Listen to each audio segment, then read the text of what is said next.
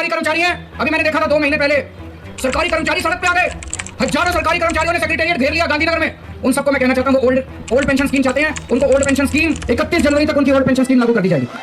दिल्ली में हमने पंजाब में ये वापस नहीं होने वाली है, इसको सरकार हमारी आज हम सामने नहीं रखेंगे और केंद्र सरकार को मजबूर करेंगे पूरे देश में लागू करें। और पेंशन स्कीम छत्तीसगढ़ में लागू, राजस्थान में लागू, हम झारखंड में हमारी साझा सरकार है वहाँ लागू, हिमाचल में यहाँ पे कांग्रेस ने कहा है कि जल्द देखिए लागू होगा, मतलब लागू होगा। देखिए ओल्ड पेंशन स्कीम पहली गवर्नमेंट में लागू होगी, उस बारे में हमने आज ही बैठक लगाई। मैं कोरोना टाइम के बाद मैं जा रहा हूं, हम अपने कर्मचारियों को अधिकारियों को जिसने हमारे प्रोजेक्ट विकास की गारंटी है old pension scheme new judicious step to give up the new pension scheme and to go back and adopting the old pension scheme. This was debated in the Novo area is converting the new pension scheme to the old pension, which you think is a movement to transfer enormous amounts, which is showing it very difficult to conduct development spending. Returning to OPS will be extremely impossible.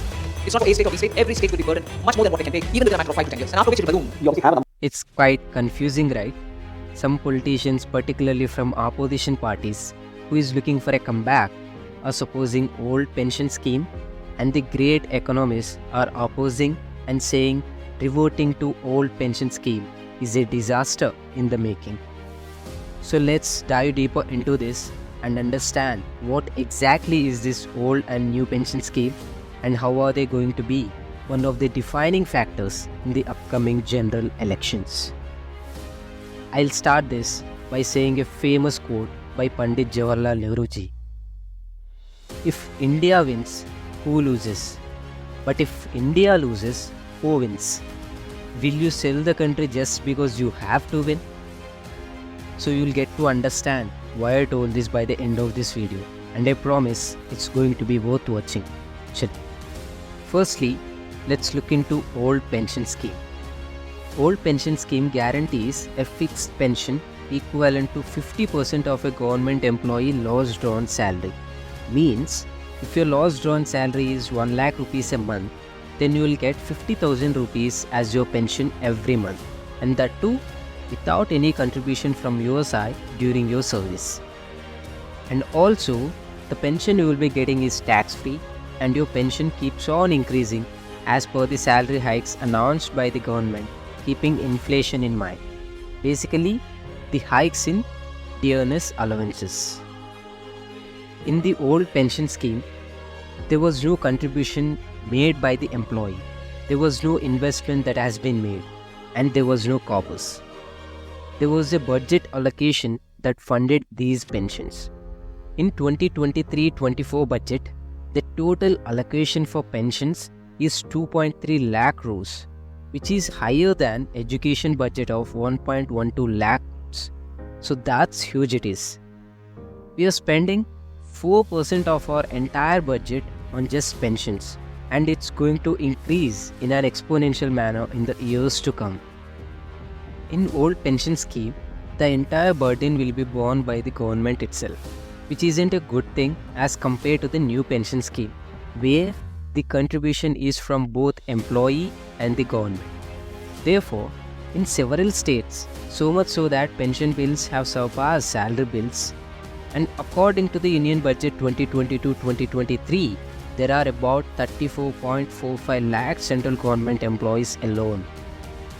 So if we look at few states in particular, Himachal Pradesh spends almost 80% of its entire tax revenue on just pensions. Bihar almost 60%, Jammu and Kashmir 50%, and Uttarakhand 40%. So just imagine spending 80% of your entire state's tax revenue to just fund your pensions. Then what about your healthcare, your schools, your roads and highways? So with that 20% of leftover revenue, government has to cover all the other important expenditures mentioned above. This is a serious thing, but still party is going ahead with that bold announcement of reverting to old pension scheme. And the compelling reason to switch back to the new pension scheme was because of this ballooning pension bill. According to RBI report, pension expenditure alone accounts for 12.4%, which is the average spending that happened between 2017-18 to 2021-22 of the total revenue expenditures of the 10 most indebted states in India. It is estimated that the pension outgo will continue to be in the range of 0.723% of the state's GDP in the 10 most indebted states until 2030-31. Therefore, considering all these things with old pension scheme, now let's try to understand new pension scheme. What are the advantages that it is going to bring? In 2003-2004 budget, then Vajpayee-led government announced new pension scheme based on defined contribution by the employee matched by the government in the case of government employees. The fund is then invested in equities and debt as per the employee's choice. The return on the investment is distributed again. For example, if on a salary of 1 lakh rupees, employee contributes 10,000 rupees and government will also contribute 10,000 rupees. So that 20,000 rupees corpus will then be invested by fund managers, and if that 20,000 becomes 1 lakh, it's given back to the employee. And if that 20,000 becomes 10,000, it's again given back to the employee. So the returns totally depend on market conditions. The employee's contribution is 10% of pay and earner's allowance is mandatory. However, the government's contribution is raised to 14% from 10% after the amendment in 2019. So, at the time of annuity, the employee can withdraw 60% of the total amount but has to invest other 40% in an annuity. The interest on the annuity is to be provided as a monthly pension to the employee. So now let's have a look at the long-term effects of old pension scheme. If the states choose to revert to the old pension scheme, the impact of it will be felt years later. For instance, if a state government employee joined after 2004-2005 under the new pension scheme, will begin to retire by 2034. So that's when the cost of this move will become apparent. In other words, the adoption of old pension scheme is likely to benefit the current generation but at the expense of your future generation. That means your children and your grandchildren. Remember this. The burden of pension will shift to government that come to power after 2034. And that is one of the reasons why most of the political parties using this as a tool, because anyway they don't know if they will be in power by 2034. But just for now, to get votes, they are giving these promises to please just a small chunk of entire population.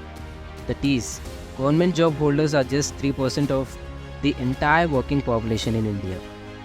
Therefore, we are going to shift all this burden to future governments and at the cost of your future generations, who will have to pay for government employees, and according to the economists and analysts, this is a bad thing to do.